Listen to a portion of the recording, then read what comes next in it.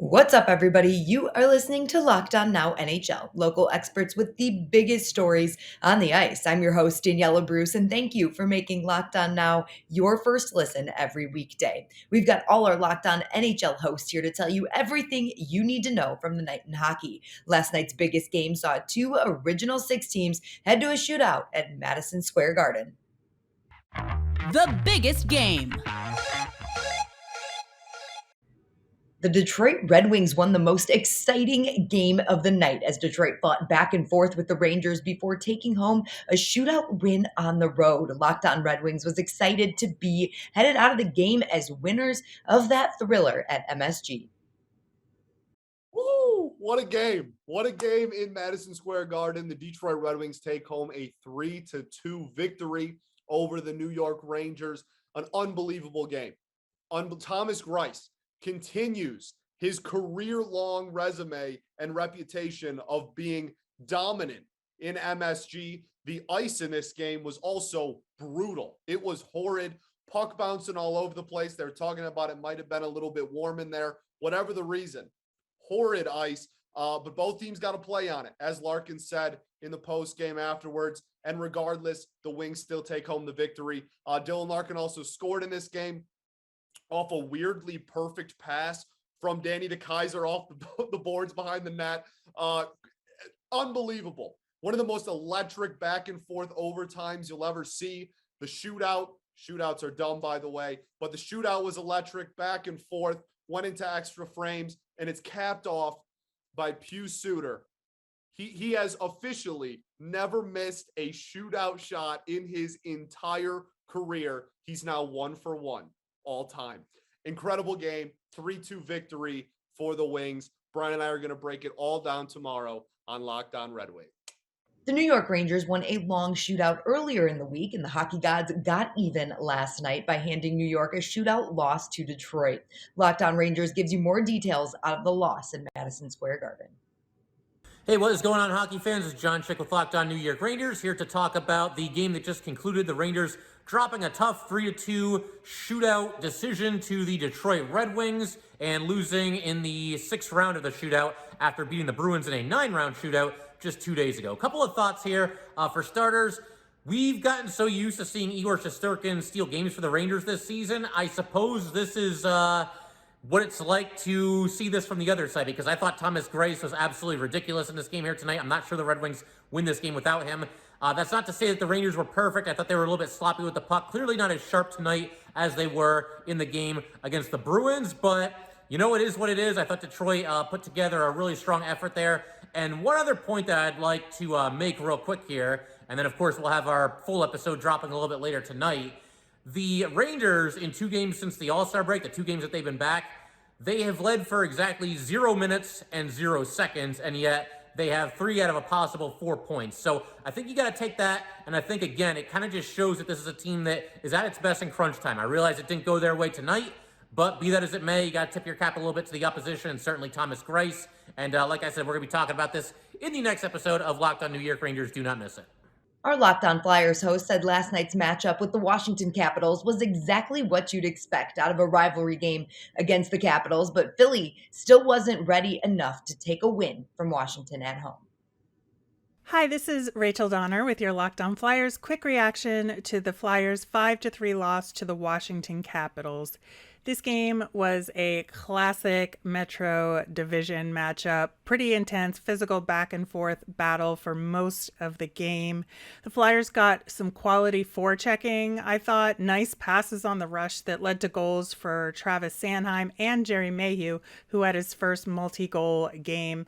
I really thought the Flyers looked much improved on the breakout. They were carrying the puck into the zone with purpose rather than dumping it in. I thought the Caps were slightly better at tying up play in the neutral zone, but the Flyers had clearly taken their play up a notch in the game. That is until the last 3 minutes, where, as seems to be the way for this team, it all fell apart and Garnet Hathaway scored 2 in a row to take the 4-3 lead. The Caps sealed it with an empty netter. Flyers just have to be better at holding leads and sustaining their structure and their purpose for the full 60 minutes, because this is now 2 games in a row where they played generally well and then let it all go to waste in the end. For more on this game and the Flyers all year round, subscribe to the Locked On Flyers podcast. Martin St. Louis won his first game as the new leader of the Montreal Canadiens last night, thanks to some help from Cole Caufield. Our Locked On Canadiens host tells you all the details in the first win for the young coach with his new squad. History in Montreal, finally. Martin St. Louis gets his first win. Hi everyone, this is Laura Saba of Locked On Canadiens with a Locked On Now after the Canadiens have finally beaten a team in overtime. For the last few games, they have been playing far better than they have all season under Martin St. Louis. The coaching change has really done them good. They've been playing more confidently. They've had stretches in every game where they've been decent, if not good or dominant, but finally the Canadiens almost dominated all game with a dramatic game-tying goal with 9 seconds to go by Cole Caufield, who's just thriving under Martin St. Louis. Martin St. Louis has lit a fire under Cole Caufield's butt, and it is working because he also scored the overtime winner. In Montreal right now, suffice it to say that even with all these changes going on, people are pleased with this new rookie coach that's a little bit outside of the box.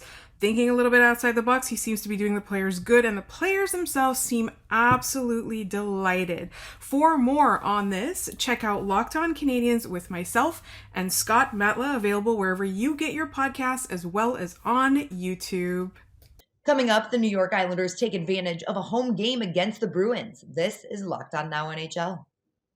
Well, this is the time of year that I've pretty much given up on all of my New Year's resolutions, but not this year. I'm sticking to my resolution to eat right thanks to Built Bar. It almost feels like it's not really a resolution at all because you actually can enjoy eating the Built Bars. Have you ever tried the Puffs? Puffs are the first ever protein-infused marshmallow. They're fluffy and they're marshmallowy, and they're not just a protein bar. They're a treat.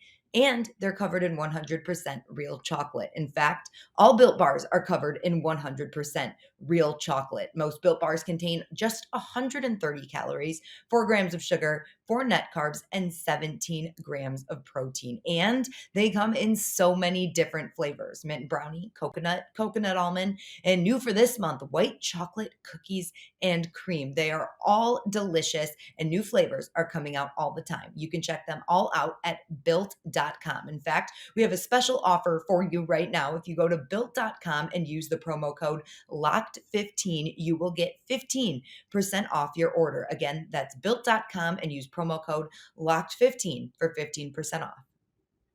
Welcome back to Locked On Now NHL. I'm Daniella Bruce here with our Locked On NHL host to go over everything from the night in hockey. Our Locked On Islanders host called last night's game a must-win, and New York won it by exploding for 3 goals in the third period. Here's more on the huge win for New York. Let's go around the league. Gil Martin of Locked On Islanders here. Islanders overcome a slow start and dominate the second and third periods to beat the Boston Bruins 4-1 in what really was a must-win game. And the best part about this for the Islanders, they got back to playing Islanders hockey. They were back-checking. They were not turning the puck over as often, and they got solid goaltending. All of a sudden, it was like this team remembered the type of hockey they needed to play in order to win hockey games. And it really was one of those games where you had a full team effort, good goaltending by Ilya Sorokin, some nice play by Matthew Barzal, who really had a big goal, and J.G. Pageau back to doing J.G. Pageau things, playing a good two-way game. He had a goal, he killed penalties, and really had a strong overall performance. Reasons for hope on the island. For more, listen to the Locked On Islanders podcast with me, Gil Martin, wherever you get podcasts. Locked On Bruins said Boston played down to the competition of the loss. He tells you why he wasn't happy with what he saw out of the Bruins on Thursday. I mean, what can you really say after a game like that? The Boston Bruins seem to be in a good position to take 2 points from the New York Islanders on Thursday. with Patrice Bergeron returning from injury, but they went out and lost 4-1 to a team well behind them in the standings. This is Ian McLaren, host of Locked On Boston Bruins, here to express just great disappointment in the Boston Bruins on this night. They went up 1-0 on the strength of a Taylor Hall goal, and then allowed the Islanders to score 4 straight, including an empty netter, allowing a prime chance to pick up 2 points to slip away. And, they're without Brad Marchand, but still plenty of players in the lineup capable of helping them win on this night, and they just didn't get it done. They'll have to regroup in time for Saturday's game against the Ottawa Senators. Brad Marchand did have an appeal for his suspension yesterday, still waiting that decision, so he could be in the lineup.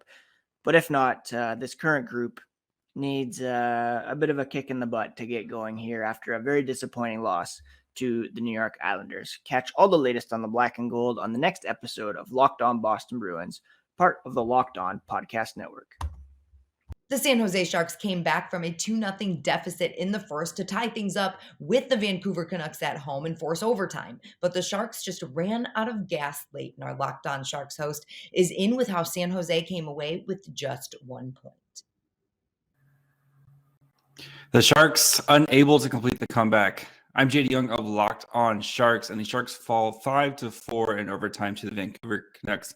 In a game where Barabanov scored with 0.6 seconds left on the clock, Timo Meier had 2 power play goals, and the Sharks, who looked dead in the water after the first period, having 4 shots on goal, crawled back into this game, was able to take advantage on their special teams, but just couldn't finish. And that's just been the story of the Sharks, where every time they feel like they're going to get close and going to turn the corner, they just can't finish. So we'll have a full reaction to the Sharks if Timo's back, and what to do with Alexander Barabanov on tomorrow's episode of Locked On Sharks, wherever you get your podcast. And of course, you can subscribe to us on YouTube. That's all for today's Locked On Now NHL. Thank you again for making Locked On Now your first listen every weekday. Now that you're done here, make sure you make your second listens Locked On NHL and your team's local Locked On podcast. I'm Daniella Bruce, and this has been Locked On Now.